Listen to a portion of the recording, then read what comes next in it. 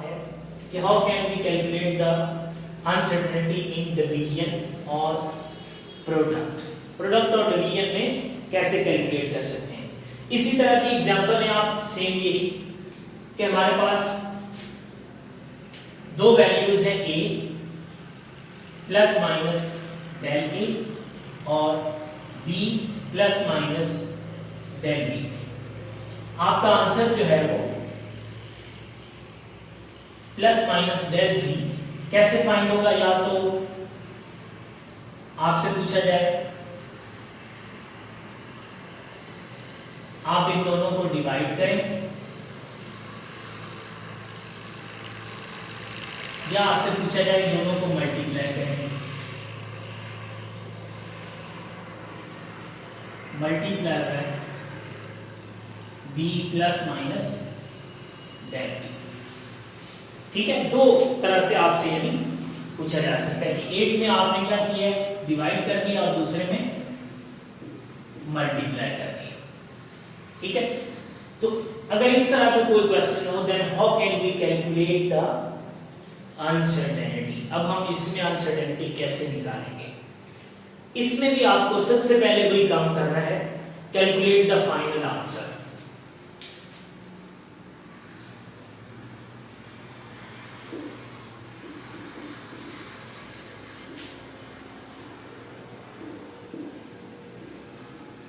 Final answer निकालें। ठीक है, फाइनल आंसर आपका क्या होगा, c a ओवर b कर लें या a मल्टीप्लाई बाय b कर लें, आपके पास कोई ना कोई आंसर निकल आएगा। ठीक है, अब हम आते हैं अनसर्टेनिटी पे।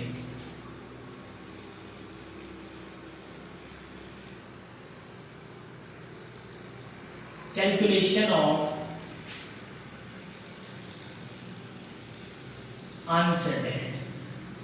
ठीक है, अब इस केस में जब हमारे पास डिवीजन और प्रोडक्ट हो, हम सिंपली अनसर्टेनिटीज को ऐड नहीं कर सकते। ठीक है, क्योंकि यहां अगर डिफरेंट क्वांटिटीज आ जाए डिफरेंट यूनिट्स की, ठीक है, जो डिवाइडेबल हो, तो हमारे पास क्या होगा, फिर हम जाएंगे calculate percentage uncertainty in each value, then add it। जब आप परसेंटेज अनसर्टेनिटी फाइंड कर लेंगे किसकी, हर एक वैल्यू की, मतलब दो वैल्यूज अगर दी हैं तो इसमें अलग अनसर्टेनिटी होगी, इसमें अलग परसेंटेज अनसर्टेनिटी निकालेंगे, फिर आप फाइंड करेंगे, ऐड करेंगे टू या add it for total uncertainty. ठीक है, इंडिविजुअली दोनों की अनसर्टेनिटी फाइंड करके फिर आप दोनों को ऐड करेंगे। यहां भी ऐड ही करना है, लेकिन यहां क्योंकि हमारे पास सिमिलर क्वांटिटीज थी, इस वजह से हमने डायरेक्ट ऐड कर दिया।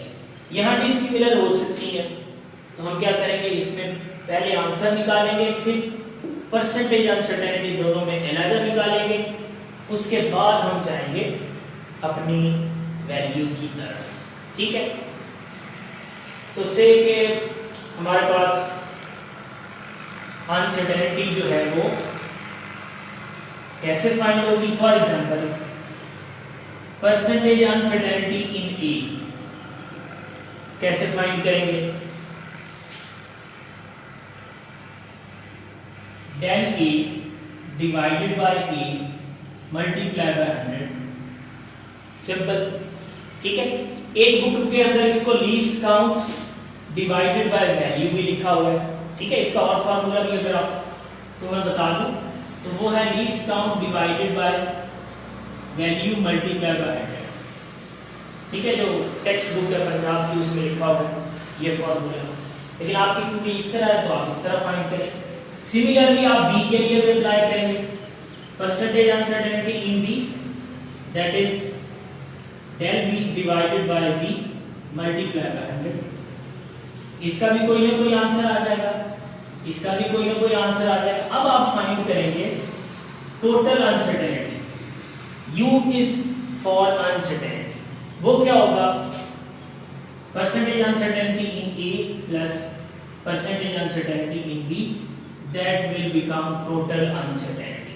जब टोटल अनसर्टेनिटी आ जाएगी उसको फिर हम अपने आंसर के साथ लिखेंगे। आंसर के साथ कैसे लिखेंगे आप, z plus minus del z। वो आंसर जो इससे आएगा वो यहां आएगा और यहां जो आंसर आएगा वो प्लस माइनस के बाद आ जाएगा। ठीक है, तो ये हमारे पास रूल है, how can we calculate the uncertainty in division और मल्टीप्लिकेशन। आंसर डिवीजन और मल्टीप्लिकेशन से अलग अलग निकलेगा, बट अनसर्टेनिटी कैलकुलेशन दोनों के लिए यही रूल फॉलो होगा। ठीक है, अलग अलग दोनों में फाइंड करें, फिर अनसर्टेनिटी को ऐड करें सिंपली बस। ठीक है, इसकी एग्जांपल भी आप ले लें। ठीक है, एग्जांपल जो है वो टेक्स्ट बुक में दी हुई है। फॉर एग्जांपल हमारे पास है voltage V plus del V that is 7.3 voltage given है।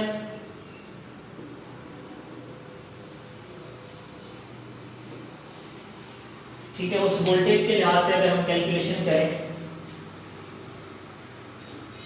Plus minus del V 7.3 plus minus जो वैल्यू गिवन है 0.1 वोल्ट और उसके बाद हमारे पास गिवन है current I plus minus del I that is equal to 2.73 plus minus 0.05। ठीक है, so these are the values, ये वोल्ट में है और ये एम्पियर में। आपसे पूछा गया है कि calculate resistance V over I, ये कैलकुलेट करना है। ठीक है, हमें पता है कि जो फॉर्मूला हमें बताया गया है R equals to V over I। सबसे पहला काम हम क्या करेंगे, find the answer, answer find करें। R equals to V over I, V की वैल्यू कितनी है 7.3 डिवाइडेड बाय 2.73, जो आंसर आएगा यहां लिख देंगे। ठीक है, फॉर एग्जांपल मैं कहूंगा इसको मैंने डिवाइड किया तो इसका आंसर आ गया 2.8 ओम। ठीक, ये हो गया फाइनल आंसर।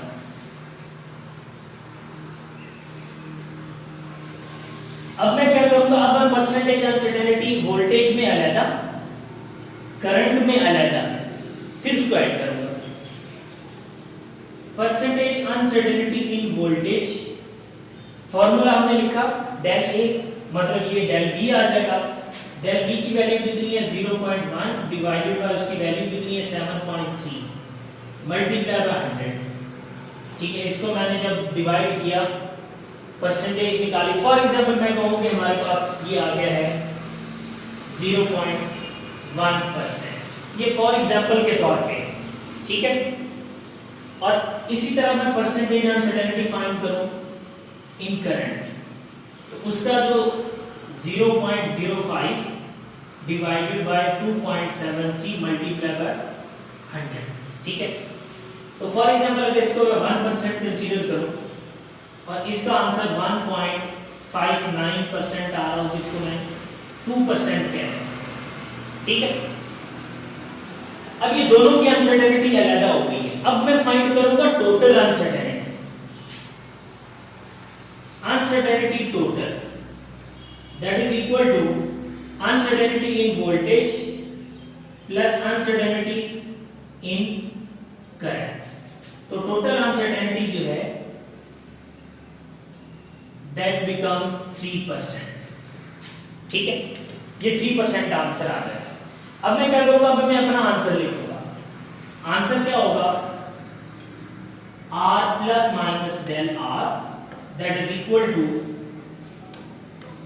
2.8 प्लस माइनस नाम भी लिखिए हमारे आंसर के साथ लिख दें आप 3%।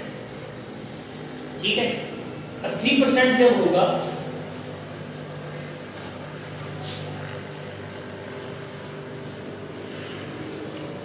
अब जो होगा r प्लस डेल r,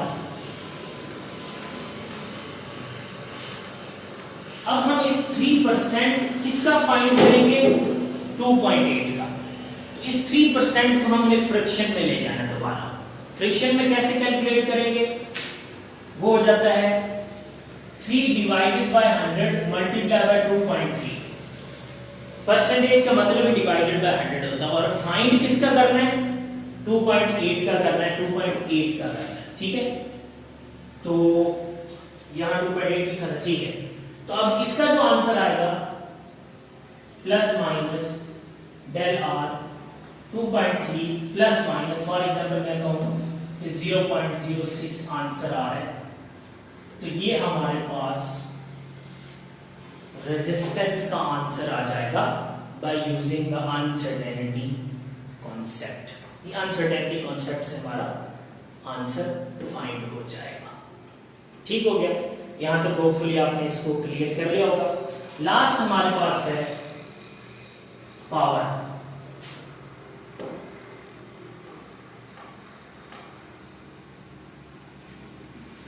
अगर हमारे पास कोई ऐसी क्वांटिटी हो जिसमें पावर इन्वॉल्व हो रही हो, तो आप उसमें अनसर्टेनिटी कैसे कैलकुलेट करेंगे। फॉर एग्जांपल हमारे पास एक फॉर्मूला है जिसमें एक डिपेंडेंट पैरामीटर है। वो फॉर्मूले की एग्जांपल पहले कंसीडर कर लें आप, या बाद में बात एक ही है। फॉर एग्जांपल हमें पूछा गया कि हम वॉल्यूम फाइंड करें 4/3 पाई r क्यूब। एक स्फीयर है, उसका आपने वॉल्यूम फाइंड करना है। So we have the formula 4/3 pi r cube. So r is the variable on which volume will depend. Volume depend कर रहा है। अगर हमें r की वैल्यू दे दी जाएगी तो हम वॉल्यूम फाइंड कर लेंगे। And now we can see that there is a power factor involved in this experiment. Power factor जो है वो इन्वॉल्व हो रहा है। ठीक है, तो अब ये देखिए इसमें for example we have r plus minus del r that is equal to 3 plus minus 0.03 centimetre. ठीक है, ये हमारे पास r की वैल्यू गिवन है। How can we calculate the answer and uncertainty in the given answer. सबसे पहले मैंने आपको जैसे कहा था, पहले इसका वो फेनोमेना देख लेंगे वाला कि जब आप आंसर निकालेंगे, for example v will be the answer, del v वो होगा। अब आप क्या करेंगे कि v plus n del v, जो पार है वो आपके पास डेल v के साथ स्टार्ट में आ जाएगी, मल्टीप्लाई हो जाएगी। किसके साथ, परसेंटेज अनसर्टेनिटी जब आप निकालेंगे उस आंसर के साथ, क्योंकि अब अनसर्टेनिटी किस में निकलनी है, r के अंदर निकलनी है, तो r के अंदर जो है वो उसमें मल्टीप्लाई होगा। बल्कि इसको हम अगर एक और फॉर्मेट में लिखें, हम एक्चुअली r के अंदर फाइंड कर रहे हैं, तो ये r का जो आंसर होगा उसमें r का पावर n तो होगी, ठीक है, साथ प्लस माइनस होगी डेल r। ये एक्चुअली r के लिए फॉर्मूला है। ठीक है, तो अब हम इसके सॉल्यूशन की तरफ जाते हैं। फॉर एग्जांपल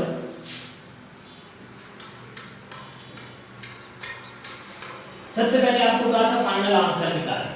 फाइनल आंसर क्या होगा, 4/3 इंटू 3.14 इंटू 3 की पावर 3। इसको सॉल्व किया, ठीक है, तो 3 से ये पावर 2 हो गई।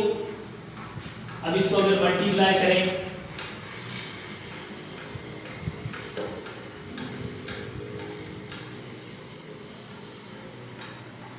फॉर एग्जाम्पल मैं कहूं कि 110 centimetre cube for example answer आ रहा है। ठीक है, इतना आंसर आ गया। फाइनल। लेकिन इस आंसर में कितनी अनसर्टेनिटी है वो हम अपने फॉर्मूले से निकालेंगे। कैसे? Uncertainty in are. सबसे पहले आपको क्या फाइंड करना है? एन शुरू में आ जाएगा, बाकी डेल आर आ जाएगा। ठीक है, अब डेल आर कैसे फाइंड करेंगे वो आपके पास वही फॉर्मूला है, percentage uncertainty in r. N कितना 3, डेल आर की वैल्यू कैसे फाइंड करते हैं आप लोग? 0.03 डिवाइडेड बाय 3 मल्टीप्लाई बाय 100। बाकी फॉर्मूला वही है जैसे इंडिविजुअली निकालते हैं, least count divided by value multiply by 100। से मैं कहता हूं कि यहां पे मेरे पास अनसर्टेनिटी आर में जो है वो 6% ही आ गई है डायरेक्ट। अब अपना मैं आंसर लिखूंगा, volume equals to plus minus del v equals to 110 6%। 6% किसका है? इस वैल्यू का है। इसको भी चेंज करें, 6 डिवाइडेड बाय 100 मल्टीप्लाई बाय 110। अब हमारा फाइनल आंसर यहां कैलकुलेट हो जाएगा, that is the 110 plus minus से मैं कहूं कि इसका आंसर जो है वो 100 से अगर 101 आ जाएगा तो 7 सेंटीमीटर क्यूब। ये हमारा final answer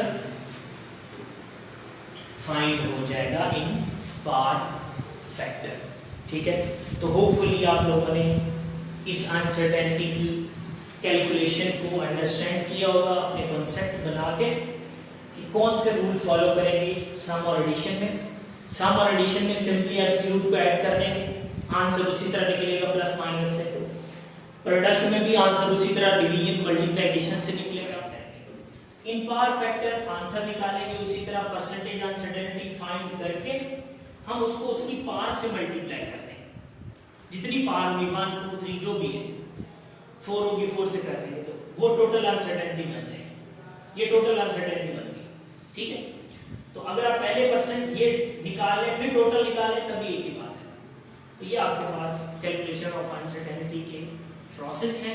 how can we indicate the uncertainty in experiment. तो अगले लेक्चर के लिए